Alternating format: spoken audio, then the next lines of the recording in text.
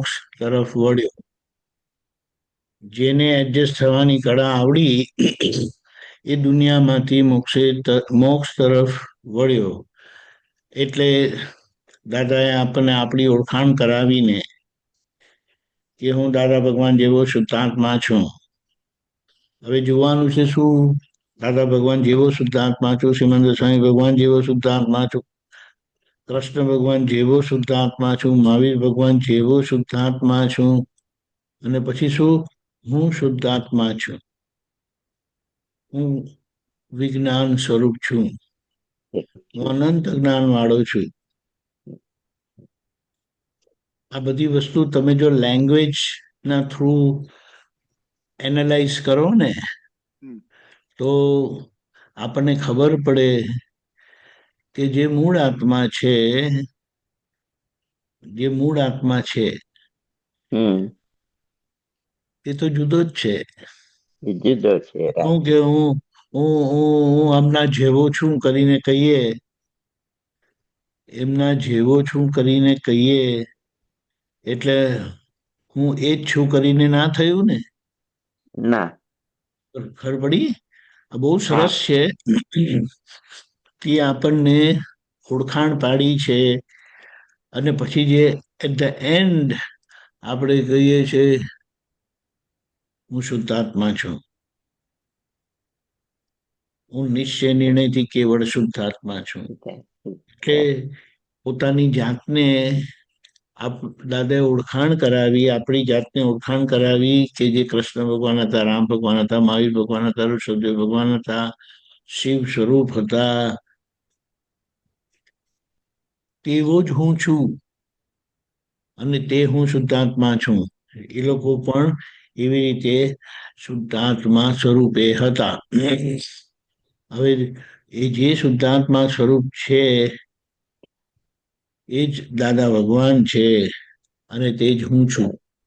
એટલે એમ કહેવાય નોન થી અનનોન તરફ જવું. દાદા ભગવાન અનુભવ સિદ્ધ થયેલા, એમના થકી આપણે આપણા તરફ જઈએ છે. સમજાયું? એટલે દાદાની જન્મ જયંતિ ત્યાં આપણે આપણી જન્મ જયંતિ ઉજવી રહ્યા છે.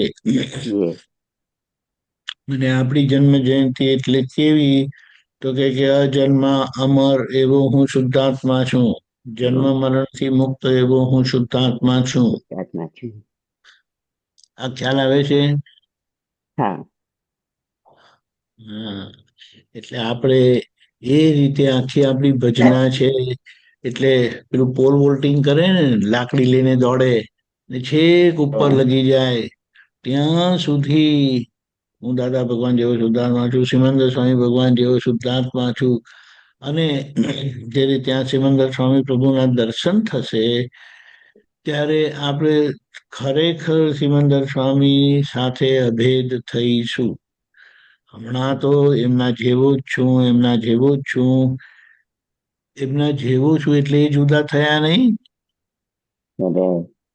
કોઈના જેવો છું એ જુદા થયા કેમ? કારણ કે હજી આપણને પોતાના પર એવી પાકી ડગ્યા વગરની, શંકા વગરની શ્રદ્ધા બેઠી નથી. એવી શ્રદ્ધા બેઠી નથી એટલે દાદાએ કીધું એ પ્રમાણે પ્રતીતિ બેઠી છે, પણ પ્રતીતિ એમની કૃપાના ભાગની પ્રતીતિ છે, આપણી સમજણના ભાગની પ્રતીતિ નથી.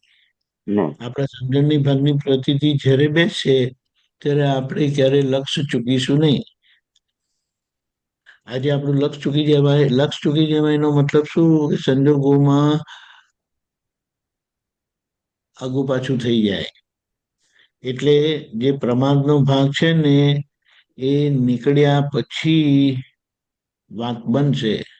એટલે ત્યાં સુધી આપણે ઘૂંટ કરવાનું છે કે આ મન વચન કાયા રૂપી વ્યવહાર જે મળ્યો છે ને તે હજી વ્યવહાર સ્વરૂપે ઓળખાયો નથી. ખ્યાલ આવે છે? આ ખ્યાલ આવે છે? એટલે આપણે શું કહીએ કે હવે એને આપણે આ જન્મ જયંતિના બધા પ્રસંગો ઉજવીને આપણે આપણી ભૂલને ઉજાગર કરીએ છીએ, ઇલ્યુમિન કરીએ છીએ, પ્રકાશિત કરીએ છીએ, અને એને ઓળંગવાનો આપણો પુરુષાર્થ છે. એટલે જેને એડજસ્ટ થવાની કળા આવડી ગઈ, એડજસ્ટમેન્ટમાં એક્સેપ્ટન્સ છે. એડજસ્ટમેન્ટમાં એક્સેપ્ટન્સ છે. જ્યાં એક્સેપ્ટ નથી થતું ત્યાં એડજસ્ટ નથી થતા. એટલે બધાને, જીવ માત્રને આપણે એડજસ્ટ થઈએ એમ કીધું, પણ આપણે એમને એક્સેપ્ટ કર્યું, સ્વીકાર કર્યો એ જેવા છે તેવા. એટલે એમના પૂતગલને આત્મા જોડે આપણને કોઈની જોડે ઝઘડો નથી, કોઈના આત્મા જોડે ઝઘડો નથી, પણ વ્યવહાર જોડે ચોક્કસ ઝઘડો છે કે નહીં? એટલે એ ઝઘડો દૂર કરવાનો રસ્તો આપણને બતાડી દીધો કે હવે તમે આ વાતને સમજી જાઓ અને એમાંથી નીકળી જાઓ. બોલો, ખ્યાલ આવ્યો? એટલે આપણું કામ શું છે હમણાં? તો કે જ્યાં જ્યાં સામાથી જુદા પડીએ છે, માન્યતા જ મેઇન છે, અને એમનો સ્વીકાર થતો નથી. એટલે ત્યાં પછી ભેદ પડી જાય, અને ભેદ પડી જાય તો ત્યાં કઈ ભગવાન નથી. બહુ સિમ્પલ. જુઓ, આપણે પોતાની જાતને ગમે તેવી પરિસ્થિતિમાં સ્વીકાર કરીએ છીએ. ભૂલ થાય તોય સ્વીકાર કરીએ છીએ, ભૂલ નથી થતી તોય સ્વીકાર કરીએ છીએ. અને સામાન્ય જો ભૂલ થાય તો એને એમ કે ને જુદા જ પાડી દે, હેઠા પાડી દે એમ કે ને. તો એ વસ્તુ શું છે? એટલે ત્યાં આપણે પોતાના માટેનો પક્ષપાત વ્યક્ત કરીએ જ છીએ. એટલે પોતાનો પક્ષપાત છે જ. સમજાયું? હવે એમાંથી નીકળવું છે તો આ વ્યવહારને સમજવો પડશે સમગ્ર રીતે. આ વ્યવહારને સમજવો પડશે સમગ્ર રીતે, કે ગમે તેવો હોય તો આ વ્યવહાર છે ને, વ્યવહાર એટલે શું? પૂરણ થયેલું જ ગલન થાય. વ્યવહાર એટલે શું? પૂરણ થયેલું ગલન થાય. પૂરણ થયેલું ગલન થાય. પૂરણ કોણે કરેલું? આપણી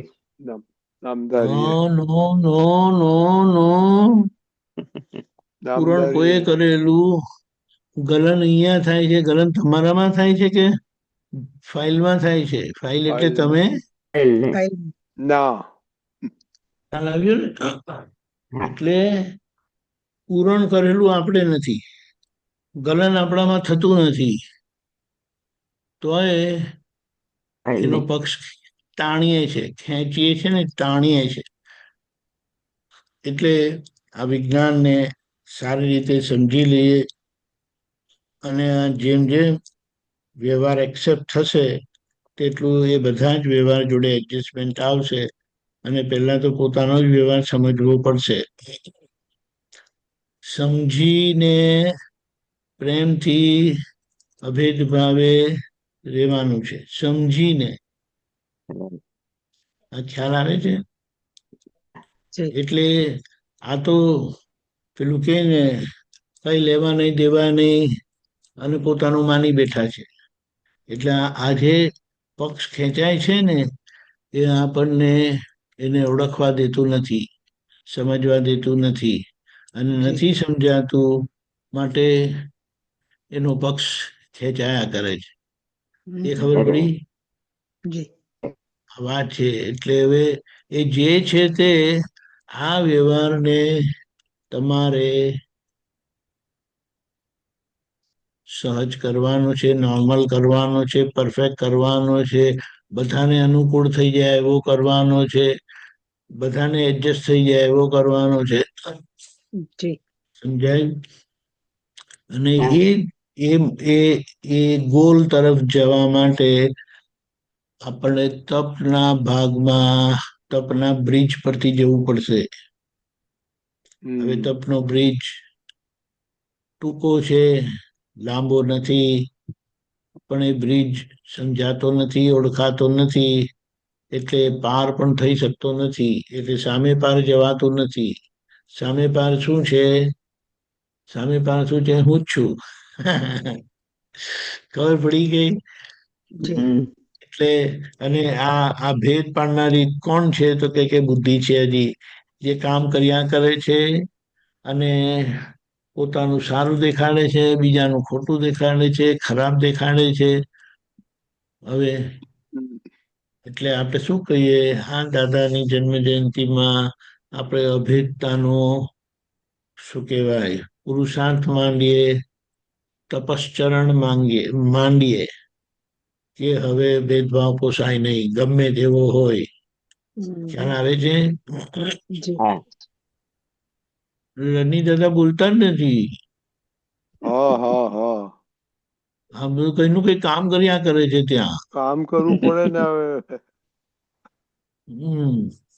પણ આ વાત છે, તમે આપેલું છે ને. હવે મને આપ્યું દાદાએ, તો હવે હું શું કરું હવે? અમે એટલે શું આપણે કરીએ? દાદાનું કામ કરવાનું દાદા છે, દાદાનું કામ એ આપ્યું જ. દાદાએ હા, તમને આપ્યું, તમે અમને આપ્યું, એ ચાલે છે.